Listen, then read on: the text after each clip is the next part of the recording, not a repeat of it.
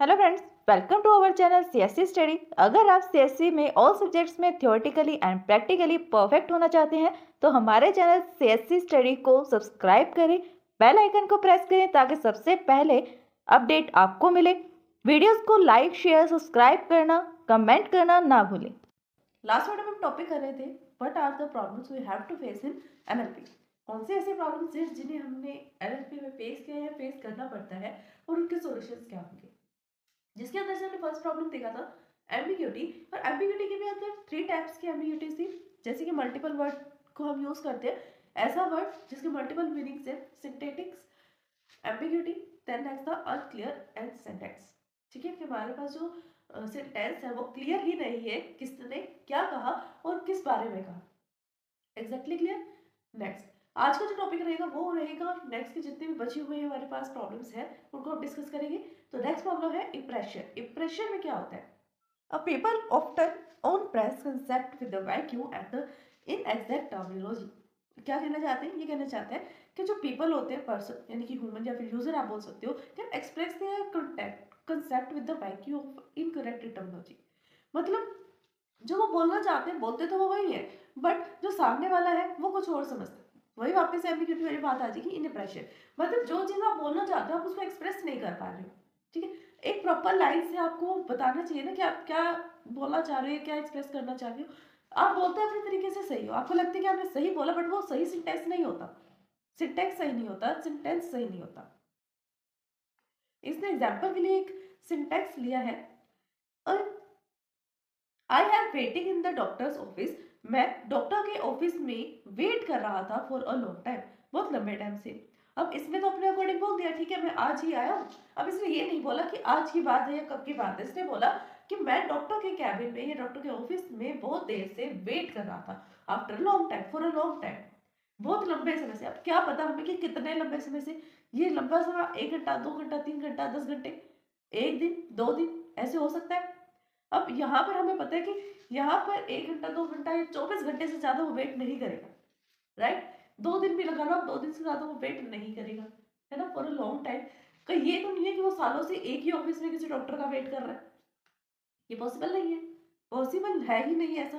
तो इसके अकॉर्डिंग हमने अपने आप समझ लिया कि पर्सन क्या कहना चाहता है, क्या इसका मीनिंग है, क्या इसके एक्सप्रेशन है। बट एक और एग्जाम्पल हम इसका देखते हैं और क्लियर होगा। Source roots the earth a long time अगो।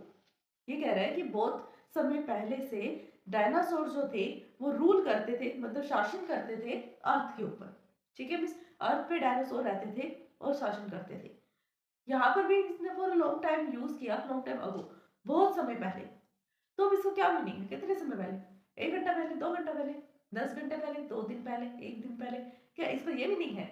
नहीं ना, पता नहीं कितने हजार साल पहले की बात। बट देखो, सिंटेक्स को हमने पढ़ा, क्या सेंटेंस है, वो सेंटेंस पढ़ते ही हमें समझ में आ गया कि कौन पर्सन किस बारे में बात कर रहा है और कितनी देर तक की कौन सा कंसेप्ट का यूज कर रहा है।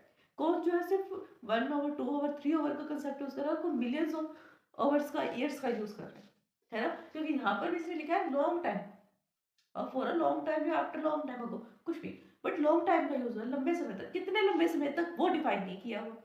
अगर ये लिखता स्पेसिफिकली, इसको एक्सप्लेन करता कि इतने ईयर्स पहले, या जो पर्सनल एग्जांपल था कि वो डॉक्टर के ऑफिस में वेट कर रहा है डॉक्टर का, वो भी अगर लिखता फॉर अ लॉन्ग टाइम भी देगा, फॉर 2 आवर्स, फॉर 3 आवर्स, कि इतने घंटे से मैं वेट कर रहा हूँ, तो कंसेप्ट क्लियर हो जाता।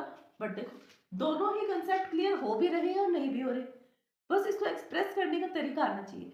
अगर इसको कोई इस वे में एक्सप्रेस कर रहा है कि कुछ समय पहले की बात है, और कोई इसको इस तरह से एक्सप्लेन कर रहा है कि पता नहीं कितने साल पहले की बात है। ठीक है, अब एक छोटी सी लाइन है डायनासोर वाली, अगर इस लाइन को इस तरह एक्सप्रेस किया जाए कि कुछ समय पहले ही ऐसा हुआ, है ना, और जो ऑफिस में पर्सन वेट कर रहा है डॉक्टर का, उसको अगर आप पता नहीं कितने ज्यादा टाइम से वेट करो, और लॉन्ग टाइम से वेट करो, पता नहीं कितने ज्यादा टाइम से वो वेट कर रहा है ना, वो डिफाइन नहीं है। मतलब कि आप किस तरीके से किसी बात को एक्सप्रेस कर रहे हो, किस थॉट को एक्सप्रेस कर रहे हो, उसका कॉन्सेप्ट क्या है, उस पर बेस करता है कि आप क्या बोलना चाहते हो। ठीक है, if someone ask you about the length of the time waiting for the doctors, you wait respond that it no longer than the few hours. जैसे आपको आगे कोई कहेगा कि वो पर्सन डॉक्टर के ऑफिस में वेट कर रहा है डॉक्टर का, तो आप क्या समझोगे, कितने टाइम से वेट कर रहा है? होगा कुछ घंटे से वेट कर रहा होगा, 2-3 घंटे से, यही बोलोगे। बट जब आपको ये लाइन बोली जाएगी कि डायनासोर जो है अर्थ पे रूल कर रहे थे कुछ समय से, तो आप क्या समझोगे, पता नहीं कितने ज्यादा साल पहले की बात होगी, राइट ना। वही सो कॉन्सेप्ट है। इनकम्प्लीटनेस, इनकम्प्लीटनेस का मीनिंग क्या है कि आप जो बोल रहे हो आपने तो बोल दिया, बट वो सेंटेंस कंप्लीट नहीं है, कुछ अधूरा है उस सेंटेंस में। क्या हो सकता है वो अधूरापन? Conjunction used in the natural language to avoid the repetitions of phrases also causes NLP problems. ये कहना चाहते हैं कि जहाँ कहीं पर भी हम प्रोनाउंस का यूज करते हैं वहां पर एम्बिग्यूटी की प्रॉब्लम आती है। ये कह रहे हैं कि जहाँ पर हम कंजेशंस का यूज करते हैं ताकि हमें कम से कम लाइन में अवॉइड कर पाए रिपीटिशन ऑफ एरर्स, कुछ चीजों को बार बार लिखने से हम बच सके, इसलिए हम कंजेशन का यूज करते हैं। तो बट हमने कंजेशन का यूज तो कर लिया, उससे हमारा सेंटेंस कंप्लीट नहीं होता, क्लियर नहीं होता कि आप क्या कहना चाहते हो, मीनिंग क्या है आपके कहने का। We do not always say all the what we can mean। हम ये नहीं कह सकते कि हर कोई क्या समझता है। हो सकता है हर कोई कुछ और ही समझे, एक को बताया वो कुछ और आंसर समझ रहे हैं, दूसरे को बताया वो कुछ और समझ रहे हैं। तो हो सकता है अलग अलग पर्सन के सेंस करने की पावर अलग अलग हो, समझने की पावर अलग अलग हो। Because we share the common experience we usually can omit many details without the fear of any misunderstanding। हाँ, अगर ये हो सकता है, अगर हम एक्सपीरियंस है तो बिना कुछ ओमिट करें या ओमिट करके भी बिना कुछ डरे, बिना किसी डर के हम मिसअंडरस्टैंडिंग जो है वो हटा सकते हैं। मिस ओमिट कर देंगे कुछ वर्ड्स को, डायरेक्टली बोलेंगे।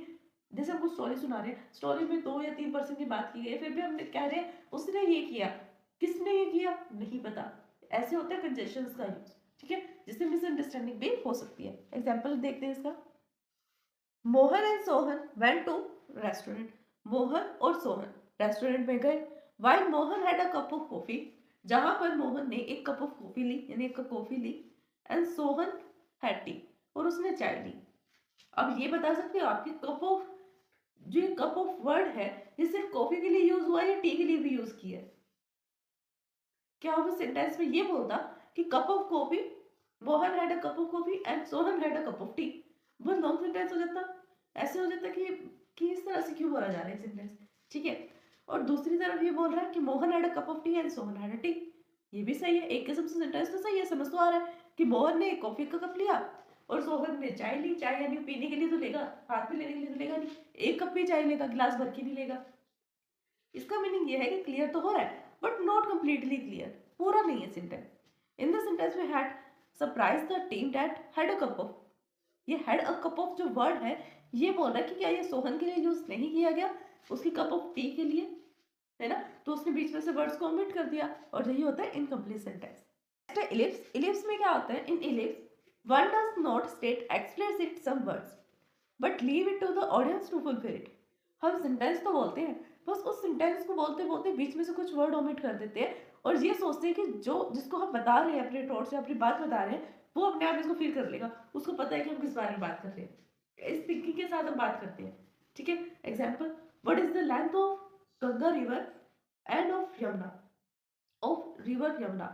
अब उसने ये बोला कि जो गंगा रिवर है उसकी लेंथ कितनी होगी, अब इसने यहाँ पे वट ऑफ निकाल दिया ना, ऑफ रिवर यमुना। सेंटेंस फिर से इनकम्प्लीट है, इनकम्प्लीट है, बट ये है कि समझ में आ रहा है वो क्या कहना चाहता है। वो ये कहना चाहता है कि गंगा रिवर की लेंथ कितनी है और यमुना की कितनी है, ठीक है। जिस तरह से हिंदी में सेंटेंस था उसने इंग्लिश में इसको बना दिया अपने तरीके से, और ऑडियंस में छोड़ दिया कि आप इसको अपने आप फुलफिल कर लो, अपने अकॉर्डिंग इसका मीनिंग समझ लो कि मैं क्या कहना चाहता हूँ। ये होता है इलिप्स प्रॉब्लम। नेक्स्ट आती है इनएक्यूरेसी। इनएक्यूरेसी में क्या आता है, we do not follow the natural language rules while we are speaking. यहाँ पर हम नेचुरल लैंग्वेज के यूज करते ही नहीं है, उसके रूल्स का यूज नहीं करते जब हम कुछ बोल रहे होते हैं, जो मन में आया बोल दिया। For example, we commonly take a mistake of in areas, कुछ कुछ एरियाज में हम मिस्टेक कर देते हैं। अब हम बोल रहे हैं, बोलते हैं हम ये थोड़ी देखेंगे कि हमारी स्पेलिंग ठीक है या नहीं है, हमारी स्पेलिंग ठीक है या नहीं है कैसे पता लगेगा, लिखने से पता लगेगा, बोलते टाइम तो हम नहीं बता सकते कि हमारी स्पेलिंग ठीक है या नहीं है। सपोज करो कि हम बोल रहे हैं सिमरन, सिमरन वर्ड हमने बोला, अब आपको क्या पता कि मैंने स्पेलिंग SIMRAN ये स्पेलिंग से बोला है या SEERAN ये स्पेलिंग यूज की है, पता है आपको किस स्पेलिंग से हमने बोला है सिमरन। स्पेलिंग तो दोनों ही ठीक है किसी से देखा जाए तो। या फिर आप वर्ड ले सकते हैं पूजा, पूजा में कुछ पर्सन होते हैं डबल ओ लगाते हैं, POOJA, है ना, और कुछ PUJA लगाते हैं ऐसा, तो कुछ कुछ एक वर्ड्स ऐसे हो जाते हैं कि हाँ, जिसको हम बोलते हुए नहीं बता सकते कि हम कौन से स्पेलिंग का यूज़ कर रहे हैं। तो स्पेलिंग का एरर जो भी हम बोलते हैं उस टाइम हम स्पेलिंग एरर चेक नहीं कर सकते। ट्रांसपोज़ वर्ड्स, ट्रांसपोज़ वर्ड वापस से वही कि एक वर्ड को हम अलग-अलग तरीके से लिख रहे हैं बट बोल सेम रही है। Incorrect syntax. सिंटेंस क्या है हमारा, किस सिंटेक्स में उसको बोलना चाहते हैं वर्ड को। तो फ्रेंड्स ये था हमारा आज का टॉपिक। इसके साथ-साथ हमारे जितने भी नंबर ऑफ प्रॉब्लम्स थी जो एनएलपी में आती हैं वो हमने डिस्कस की। आई होप कि आपको वीडियो इन्फॉर्मेटिव लगी होगी, समझ में आई होगी। अगर फिर भी इस वीडियो को समझने में आपको कोई भी डाउट आता है तो आप हमें कमेंट कर सकते हैं। Thanks for watching my video.